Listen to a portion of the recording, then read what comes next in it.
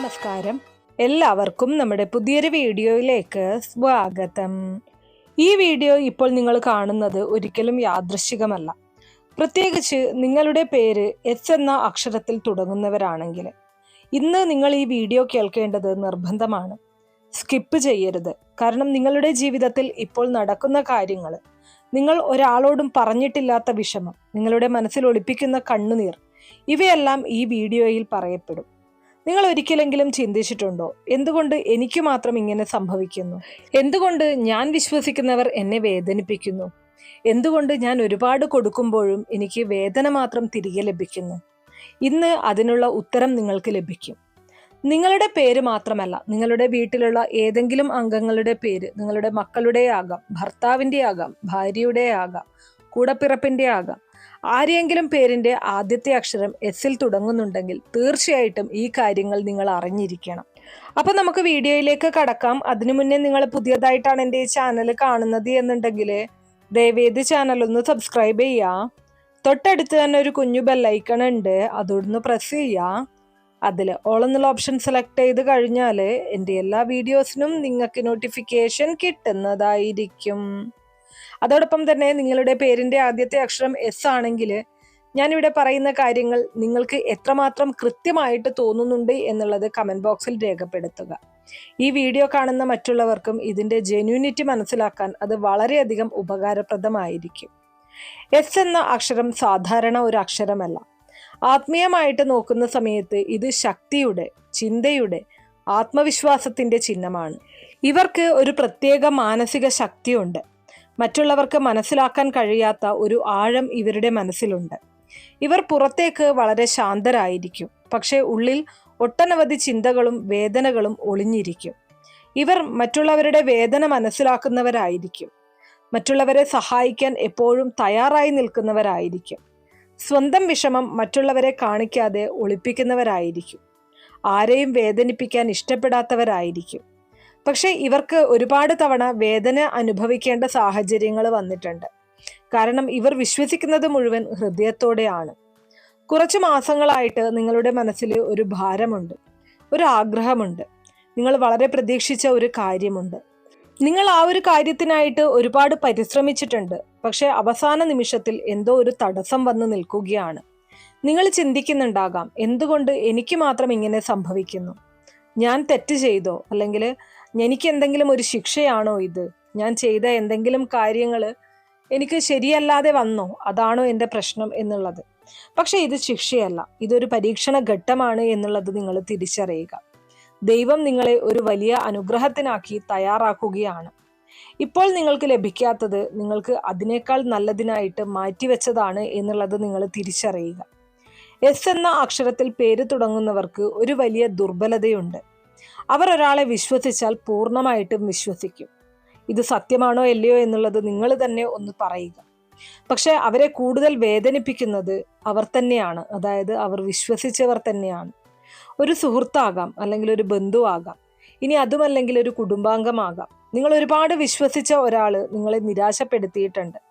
അതിനുശേഷം നിങ്ങൾ പഴയ പോലെ തുറന്നു സംസാരിക്കാൻ പോലും ഭയപ്പെടുന്നു എന്നതാണ് സത്യം. പക്ഷേ ഓർക്കുക, ആ വേദന നിങ്ങളെ തകർക്കാൻ വന്നതല്ല, നിങ്ങളെ ശക്തനാക്കാൻ വന്നതാണ്. നിങ്ങളുടെ ജീവിതത്തിൽ ഇപ്പോൾ ഒരു അസൂയ നിറഞ്ഞ വ്യക്തിയുണ്ട്. അവർ തുറന്ന് എതിരാളിയല്ല. അതായത് പുറമെ കാണുന്ന സമയത്ത് നിങ്ങളെ സ്നേഹിക്കുന്ന, നിങ്ങളെ ഒരുപാട് വിശ്വസിക്കുന്ന ഒരു വ്യക്തിയായിട്ട് നിങ്ങൾക്ക് തോന്നും. പക്ഷേ നിങ്ങളുടെ മുന്നേറ്റം അവർക്കിഷ്ടമല്ല. നിങ്ങൾ ചിരിച്ചാൽ അവർക്ക് അസ്വസ്ഥതയാണ് അനുഭവപ്പെടുന്നത്. നിങ്ങൾ വിജയിച്ചാൽ അവർക്ക് ഉള്ളിൽ ദുഃഖമാണുള്ളത്. പക്ഷേ നിങ്ങൾ ഒരിക്കലും ഭയപ്പെടേണ്ട കാര്യമില്ല. ദൈവസംരക്ഷണം നിങ്ങളോടൊപ്പം തന്നെയുണ്ട്. എത്ര ശ്രമിച്ചാലും ആർക്കും നിങ്ങളെ തകർക്കാൻ കഴിയില്ല എന്നതാണ് സത്യം. ഇപ്പോൾ നിങ്ങൾ ശ്രദ്ധിച്ചു കേൾക്കേണ്ട മറ്റൊരു കാര്യം, വളരെ പെട്ടെന്ന് തന്നെ നിങ്ങളുടെ ജീവിതത്തിൽ ഒരു വലിയ മാറ്റം സംഭവിക്കും. ഒരു നല്ല വാർത്ത, അല്ലെങ്കിൽ ഒരു അവസരം, ഒരു അപ്രതീക്ഷിത അനുഗ്രഹം നിങ്ങളുടെ ജീവിതത്തിൻ്റെ ദിശ തന്നെ മാറ്റും. നിങ്ങൾ കാത്തിരുന്ന കാര്യം സഫലമാകും. നിങ്ങൾ കരഞ്ഞ ദിവസങ്ങൾ ഇനി അവസാനിക്കുകയാണ്. സാമ്പത്തിക കാര്യത്തെക്കുറിച്ച് പറയുകയാണെങ്കിൽ നിങ്ങൾ സാമ്പത്തികമായിട്ട് ഒരു സമ്മർദ്ദ ഘട്ടത്തിലൂടെ കടന്നു പോയിട്ടുണ്ട്. പക്ഷേ ഇത് സ്ഥിരമായിട്ടുള്ള അവസ്ഥയല്ല. വളരെ പെട്ടെന്ന് തന്നെ ഒരു പുതിയ വരുമാന മാർഗം തുറക്കപ്പെടും. നിങ്ങൾ പ്രതീക്ഷിക്കാത്ത ഒരു സഹായം നിങ്ങളിലേക്ക് വന്നു ചേരും. കടബാധ്യതകൾ കുറയും, മനസ്സിലെ ഭാരം കുറയും. ബന്ധങ്ങളിൽ നിങ്ങൾ ഒരുപാട് പരീക്ഷണങ്ങൾ നേരിട്ടിട്ടുണ്ട്. പക്ഷെ അവസാനം നിങ്ങൾക്കായി ഒരാൾ വരും. നിങ്ങളെ മനസ്സിലാക്കുന്ന ഒരാൾ, നിങ്ങളുടെ വില അറിയുന്ന ഒരാൾ. നിങ്ങളിപ്പോൾ ഒറ്റയ്ക്കാണെങ്കിൽ ഇത് അധിക നാൾ തുടരുമെന്ന് കരുതേണ്ട. നിങ്ങളുടെ നല്ല സമയം അടുത്തിരിക്കുകയാണ്. ദൈവം നിങ്ങളോട് പറയുന്നത് നീ ഒരിക്കലും ഒറ്റയ്ക്കല്ല എന്നതാണ്. നിന്റെ കണ്ണുനീർ ഞാൻ കണ്ടു. നിനക്കായി വലിയ സന്തോഷം ഞാൻ ഒരുക്കിയിട്ടുണ്ട്. നിങ്ങളുടെ പേരിന്റെ ആദ്യ അക്ഷരം എസ് ആണെങ്കിൽ നിങ്ങൾക്ക് മനസ്സിൽ ഉറപ്പിക്കാം, നിങ്ങളുടെ ജീവിതത്തിൽ ഒരു പ്രകാശമുള്ള കാലം തുടങ്ങാൻ പോകുന്നു. ഈ സന്ദേശം നിങ്ങൾ കേട്ടത് ഒരു ദൈവ സൂചനയാണ്. ഇനി മുതൽ നിങ്ങളുടെ ഭയം വിട്ടുകളയുക. നിങ്ങളുടെ മനസ്സിൽ നിങ്ങൾ സൂക്ഷിച്ചിരുന്ന ആ ഒരു ഭയം, ആ ഒരു ആത്മവിശ്വാസക്കുറവ്, അതൊക്കെയും നിങ്ങൾ ഒഴിവാക്കി മുന്നോട്ട് വിശ്വാസത്തെ പിടിച്ചു നിർത്തുക. വിശ്വാസം പിടിച്ചുകൊണ്ട് നിങ്ങൾ മുന്നോട്ട് പോവുക. നല്ല സമയം വളരെ അടുത്താണ് എന്നുള്ളത് തിരിച്ചറിയുക. ഇനി അടുത്തതായിട്ട് ഏറ്റവും പ്രധാനപ്പെട്ട ഭാഗമാണ്. നിങ്ങൾ അനുഭവിച്ച എല്ലാ തടസ്സങ്ങളും, വേദനകളും, സാമ്പത്തിക സമ്മർദ്ദങ്ങളും, ബന്ധങ്ങളിലുണ്ടായ പ്രശ്നങ്ങളും, ഇവയെല്ലാം മാറ്റാനായിട്ട് ചില ലളിതമായിട്ടുള്ള ആത്മീയ പരിഹാരങ്ങൾ നിങ്ങൾ ചെയ്യണം. ഇത് ഒരിക്കലും ബുദ്ധിമുട്ടുള്ളതല്ല. വിശ്വാസത്തോടെ ചെയ്യുക എന്നതാണ് പ്രധാനം. എസ് എന്ന അക്ഷരക്കാർക്ക് ഏറ്റവും ശക്തമായിട്ടുള്ള സമയം എന്ന് പറയുന്നത് രാവിലെ സൂര്യോദയത്തിന് മുൻപുള്ള സമയമാണ്.